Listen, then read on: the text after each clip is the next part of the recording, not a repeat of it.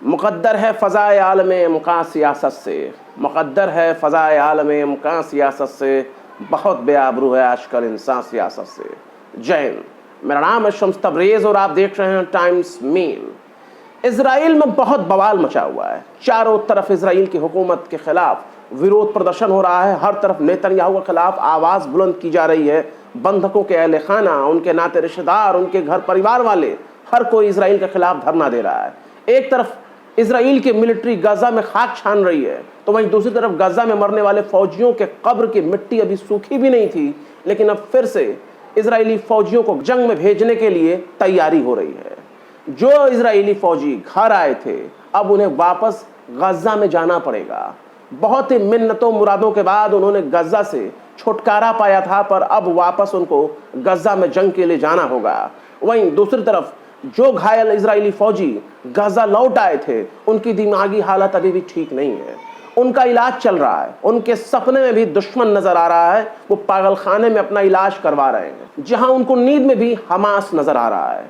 जो सही सलामत वापस घर लौट आए, अब उनको भी गजा भेजने की तैयारी चल रही है। उनको भी गजा की तरफ ही लौटना होगा, क्योंकि इजराइल ने गजा पर कब्जे का ऐलान कर दिया है। लिहाजा फौज को फौरन सरकार के हुक्म पर अमल करना होगा। वहीं दूसरी तरफ इजरायली डिफेंस फोर्स के चीफ इयाल ज़ामिर सरकार के इस फैसले से बिल्कुल भी खुश नहीं है। वो इजराइल की फौज को गजा में बेहद थका देने वाले मिशन से दूर रहना चाहते हैं। वो नहीं चाहते कि इजराइल की फौज ज्यादा थक जाए, पर क्या किया जा सकता है। जब इजरायली हुकूमत ने फौजियों को कुर्बान करने का फैसला कर लिया है, तो फिर कुछ भी रोक पाना बहुत मुश्किल होता जा रहा है।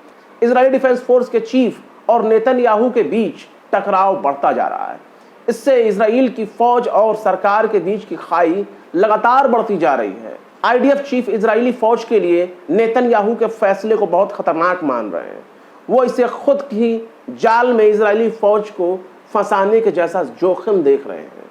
लेकिन नेतन्याहू अपनी सरकार को बचाने के लिए कट्टरपंथी मंत्रियों की हाँ में हाँ मिलाने के लिए मजबूर है। वहीं दूसरी तरफ उनके हर फैसले के साथ अमेरिका कंधे से कंधा मिलाकर खड़ा है, क्योंकि गजा को मिडिल ईस्ट का रिवेरा बनाना है।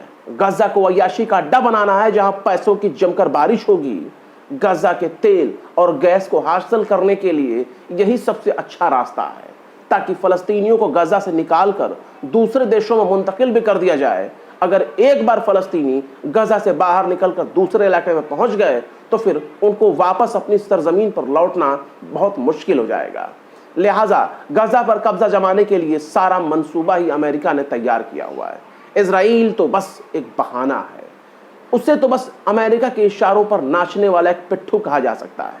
लेकिन इजराइल ने जब से गजा पर कब्जे का मंसूबा बनाया है, जब से गजा पर कब्जा करने का ऐलान किया है, तब से ही इजराइल के खिलाफ सड़क पर विद्रोह देखा जा रहा है, विरोध प्रदर्शन देखा जा रहा है। और ये विद्रोही कोई और नहीं, इजराइली ही हैं। इजराइल के वजीर आजम बेंयामिन नेतन्याहू के लिए इस वक्त अपनी ही मुल्क को संभाल पाना बहुत मुश्किल हो चुका है।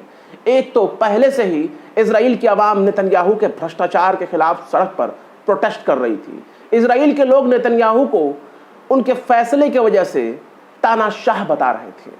लेकिन 7 अक्टूबर 2023 के बाद नेतन्याहू के खिलाफ एक और नया महाज खुल चुका है, जो हमास के कब्जे से अपने लोगों को छुड़ाना चाहता है, जो चाहते हैं कि गजा की जंग खत्म हो जाए, गजा से उनके बच्चों को सही सलामत वापस लाया जा सके। लेकिन नेतन्याहू जंग खत्म करने के मूड में बिल्कुल भी नहीं है। एक तरफ नेतन्याहू के पार्टी के पास हुकूमत चलाने के लिए बहुमत नहीं है, तो वहीं दूसरी तरफ जो लोग उनकी सरकार को कंधा देकर बचाए हुए हैं, वो नेतन्याहू से गजा पर पूरी तरह से कब्जा करने के लिए दबाव बना रहे हैं। स्मोट्रिच और बेन गवीर जैसे कट्टरपंथी मंत्री गजा में एक एक फलस्तीनी को चुन चुन कर कत्ल करने की वकालत करते हैं, और इनके मंशा पर अमल करते हुए नेतन्याहू ने गजा पर कब्जे का फैसला किया है, जिसकी शुरुआत गजा सिटी से यानी गजा शहर से होने जा रही है। नेतन्याहू की सिक्योरिटी कैबिनेट ने हाल ही में फैसला किया है कि अब चाहे हमास के कब्जे में मौजूद उसके बंधक यानी उसके इजरायली नागरिक जिंदा रहें या फिर मारे जाएं, इससे कोई फर्क नहीं पड़ता, पर गजा पर कब्जा करना जरूरी है। भले ही सारे के सारे इजरायली बंधक मारे जाएं, हलाक हो जाएं, लेकिन ये जंग रुकनी नहीं चाहिए और ना ही गजा पर कब्जे का मौका अपने हाथ से जाने देना चाहिए। इस फैसले के बाद नेतन्याहू के खिलाफ इजराइल के लोग गुस्से से उबल पड़े हैं। नेतन्याहू के खिलाफ लोगों का गुस्सा फूट पड़ा है। जिनको अब तक बंधकों के वापसी की उम्मीद थी, अब उनकी आस टूट चुकी है। अब वो सड़क पर उतर चुके हैं, जिनको रोकने के लिए इजराइल की पुलिस ताकत का जोर दिखा रही है। इजराइल के भीतर ही जबरदस्त विरोध प्रदर्शन हो रहा है। इसके अलावा दुनिया भर से इजराइल के खिलाफ आवाज बुलंद हो रही, क्योंकि इससे और ज्यादा फलस्तीनियों की मौत होगी। इससे काफी ज्यादा फलस्तीनी अपनी जान गंवाएंगे। जो पहले से ही भूख और प्यास की शिद्दत से अपनी जान गंवा रहे थे, जिन फलस्तीनियों को रोटी का एक निवाला भी नसीब नहीं है, उनको नेतन्याहू की फौज निशाना बनाएगी। इस पूरे मामले में इजराइल को दुनिया भर में अलग थलग होते हुए देखा जा रहा है। हालांकि ये वाजे नहीं है कि ये ऑपरेशन कब शुरू होगा, लेकिन इसके कई महीनों तक चलने की उम्मीद जताई जा रही है। इजरायली सेना को हजारों रिजर्व फौजियों को दोबारा बुलाना होगा, जो पहले ही कई बार ड्यूटी दे चुके हैं और वो थक चुके हैं। ये परमानेंट फौजी नहीं होते जो हमेशा ड्यूटी पर तैनात हो, बल्कि दूसरे आम नागरिक होते हैं, जिनको कुछ वक्त के लिए अपने काम धंधे को साइड में रखकर इजरायली फौज में खिदमत देनी होती है। इन्हीं को बोला जाता है रिजर्व सैनिक, जिनको कुछ वक्त के लिए फौज में काम करना बहुत जरूरी है। अब नेतन्याहू ने ऐसे हालात पैदा कर दिए कि ड्यूटी से लौट चुके इन रिजर्व फौजियों को फिर से वापस बुलाना होगा। अब गजा शहर से फलस्तीनियों को जबरन खाली कराना होगा, जहां तकरीबन 10 लाख फलस्तीनी रहते हैं। ये इजरायलियों की तरह दूसरे मुल्कों से फलस्तीन की सरजमीन पर भाग कर नहीं आए, बल्कि ये अपनी ही सरजमीन पर हैं, यहीं पैदा हुए, इनके आबाओ अजदाद भी यहीं के हैं और हजारों साल से ये फलस्तीन में ही रह रहे हैं, क्योंकि फलस्तीन इनका ही मुल्क है। इन्होंने किसी दूसरे के मुल्क पर कब्जा नहीं किया और अब उनको अपनी ही मिट्टी से जबरन अलग किया जा रहा है। इनमें से ज्यादातर ऐसे लोग भी हैं जो कई बार उजड़ चुके हैं, पर अब उनको अपनी धरती से दूर होना पड़ेगा। सिक्योरिटी कैबिनेट की मीटिंग से पहले नेतन्याहू ने फॉक्स न्यूज को एक इंटरव्यू दिया था, जिसमें उन्होंने कहा था कि इजराइल गजा पर पूरा कंट्रोल करना चाहता है। कैबिनेट के फैसले में ऐसा जाहिर नहीं हो रहा है कि उससे प्लानिंग को बाज़ाब्ता तौर पर मंजूरी दी गई है।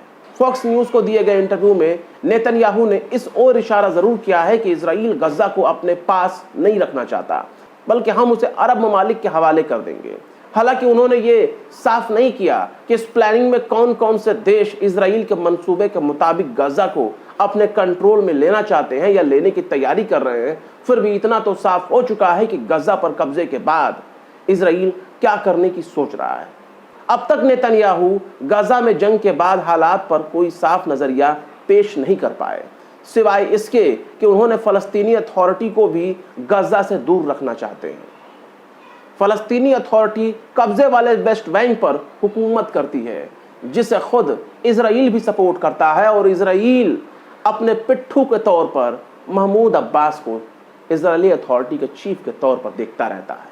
नेतन्याहू के लिए सबसे बड़ी मुसीबत इस वक्त इजराइल के लोग ही हो चुके हैं, जो हमास के साथ एक समझौता करना चाहते थे और चाहते थे कि उनके बचे हुए 50 बंधक कैसे भी करके वापस आ जाएं, जिनमें से 20 अभी भी जिंदा बताए जा रहे हैं। नेतन्याहू के इस कदम को एक हिकमत अमली के तौर पर देखा जा रहा है, ताकि सीज़फायर के लिए हमास पर अपनी मनमर्जी के मुताबिक, अपने शर्तों के मुताबिक दबाव बनाया जा सके। यह भी माना जा रहा है कि नेतन्याहू इस जंग को इसलिए लंबा खींच रहे हैं ताकि अपनी हुकूमत के गठबंधन को बनाए रख सके, जो कट्टरपंथी मंत्रियों के कंधे पर टिकी हुई है, क्योंकि बेन गवीर और स्मोट्रिच ने धमकी दी है कि अगर हमास से इजराइल ने समझौता करके जंग को खत्म किया तो वो सरकार से इस्तीफा दे देंगे, यानी नेतन्याहू की कुर्सी खत्म, टाटा फिस पैदल हो जाएंगे। इतमार बेन गवीर और बेजालेल स्मोट्रिच खुले तौर पर गजा से फलस्तीनियों को जबरन निकालने की हिमायत करते हैं, जो कि एक जंगी जराइम यानी वॉर क्राइम है।